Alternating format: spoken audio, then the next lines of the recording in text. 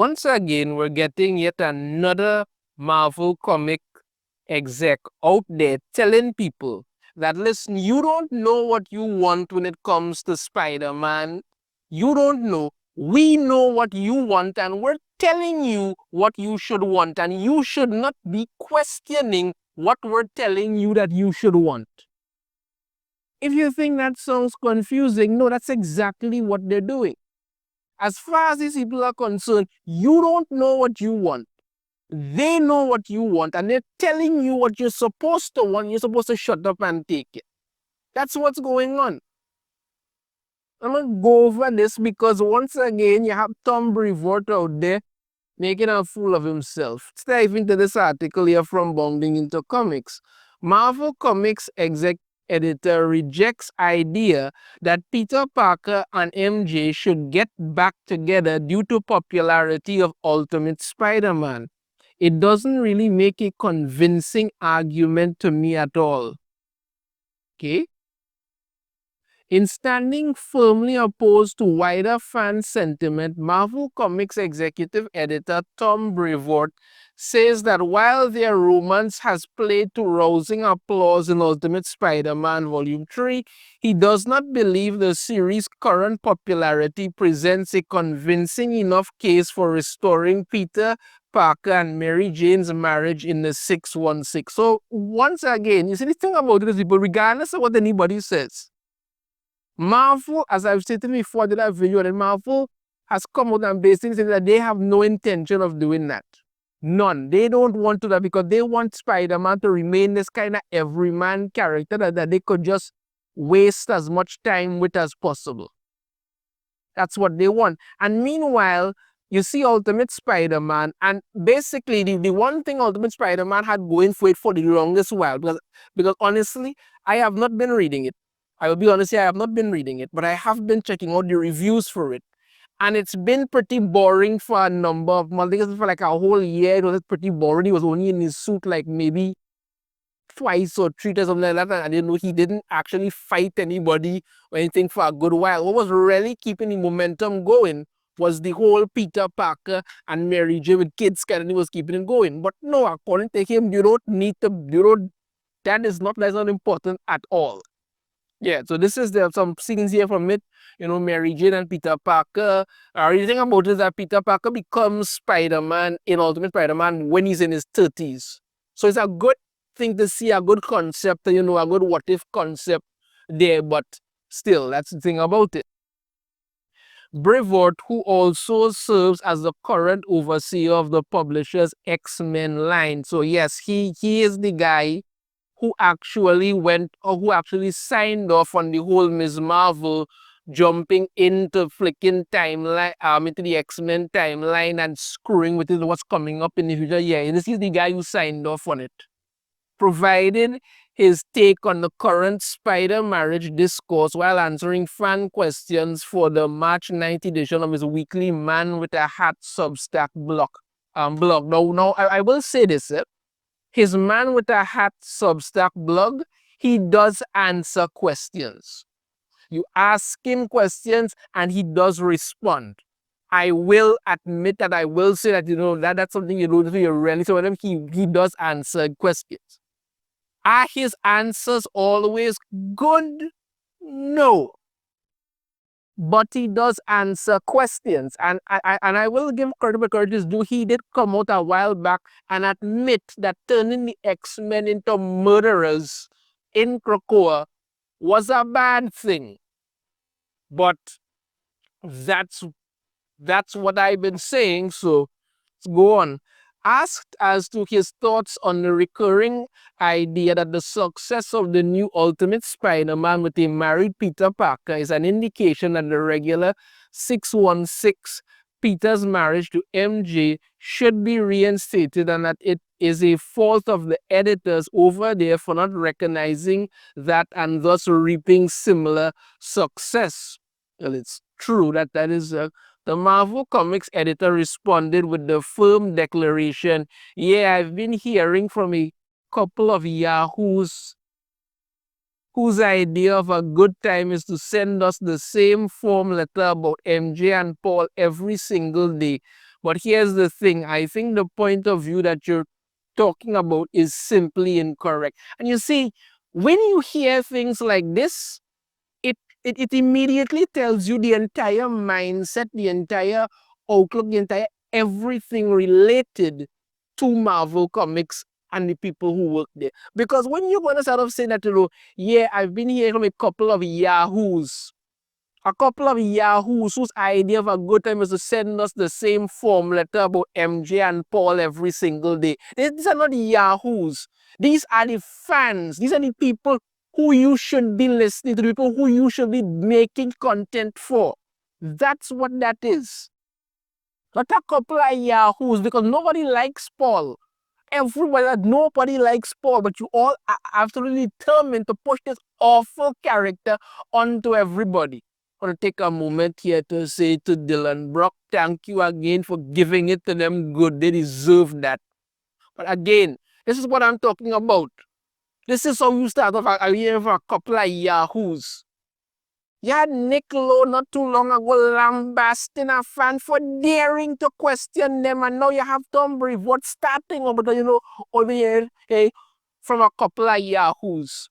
These are the people who, if they stop buying your things, you won't have any money. And again, I don't know how much Marvel is paying you, but whatever. This regards to that, right? He continued on. First off, the difference in sales between Ultimate Spider-Man and Amazing Spider-Man is relatively slim, said Brevoort.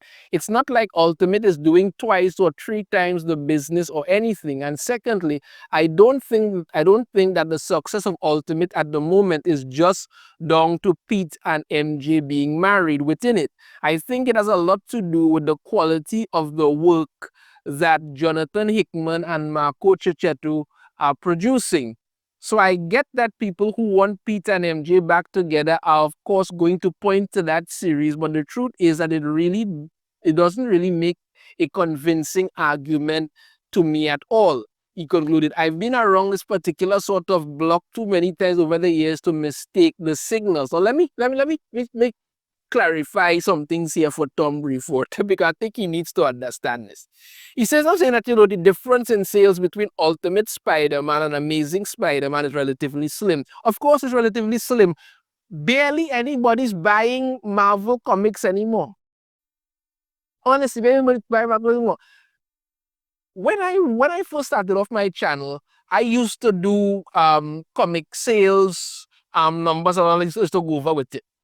But with each passing month, it started taking longer and longer and longer to get the information.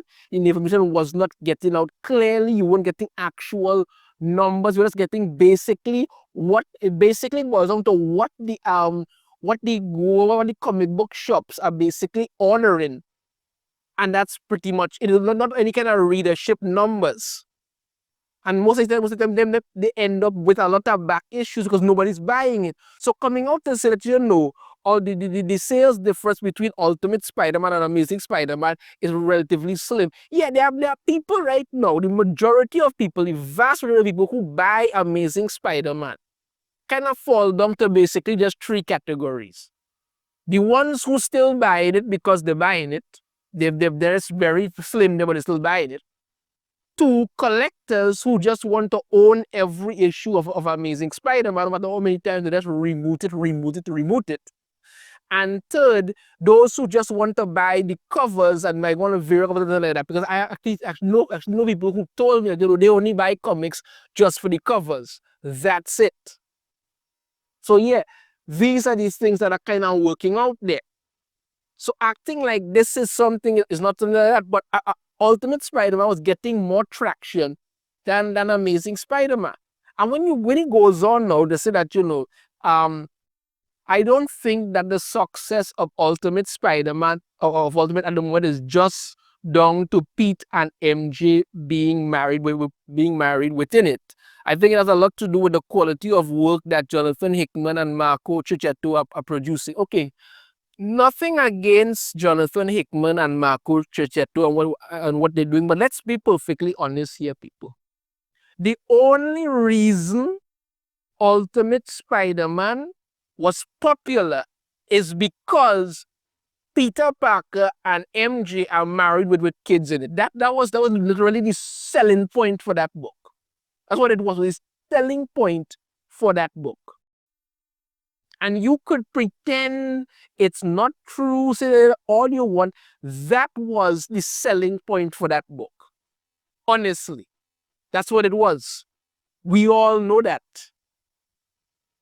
That's what drew people in because like I said earlier in this video, when you actually took a time to read through Ultimate Spider-Man and stuff like I said, I haven't been reading it. I fully admit that. But, with the issues and it was going on stuff, it was pretty much kind of boring stuff, wasn't really happening. There were things going on, but nothing exciting to really draw people in. He had put on his suit one or two times, stuff like that, but I think he hadn't fought anybody for like almost a year, like that. What was really drawing point for that was Peter and MJ. That was it. You could deny it all you want, but that is a fact. That's what people came to the book for. That's literally what they marketed the book on. They did that. They literally marketing the book on Peter and MJ being married with kids. So you could pretend all what is not going to matter in regards to that. Then he goes on to say that, I get that people want Peter and MJ back together, and of course going to point to that. But the truth is that it really doesn't make a convincing argument to me at all. I've been around this particular sort of block too many times over the years to mistake the signals. Clearly, you're driving in a circle around the back and missing all the signals.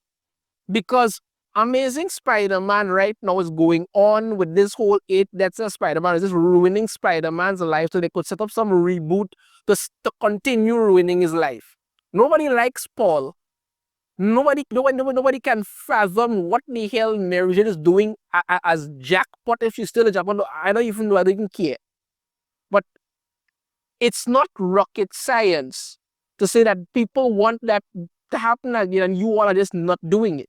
So you're clearly missing the signals here, Tom Brevoort, and that's why I'm pointing this out for you. Admittedly, Brevoort isn't completely wrong in his assertions, but he's also not completely right. Per publicly available sales information provided by comic book retailers specifically, they talk about ICV2 here or the other, right? And I did to follow him, but say about while Ultimate Spider-Man does outsell Amazing Spider-Man Volume 6, it doesn't completely blow away its Earth 616 counterpart. Yes, but then again, that boils down really to just comic shop numbers and how much these comic book retailers are actually ordering. And they may very well order more of Ultimate Spider-Man because they know people may want to read that than people will want to read Amazing Spider-Man. But make no mistake, people, the numbers are still low across the board. That's what's going on. For example, in November 2024, Amazing Spider-Man Volume 6, number 61, came just behind Ultimate Spider-Man Volume 3, number 11 in total sales and units moved. And though the months since I've seen Ultimate Spider-Man Volume 3 pull ahead in both metrics, the gap in either category hasn't yet been larger than 5 books. Further, Amazing Spider-Man Volume 6 standings are held by the fact that not only is it published tri-monthly, but every issue also manages to rank among the month's best-selling, and sad to say that's on readers. Yeah, because like I say, it falls into 3 categories. People who are just buying Spider-Man for buying Spider-Man's sake. People who are just collectors and want to own every issue, and people who are just buying it for the covers.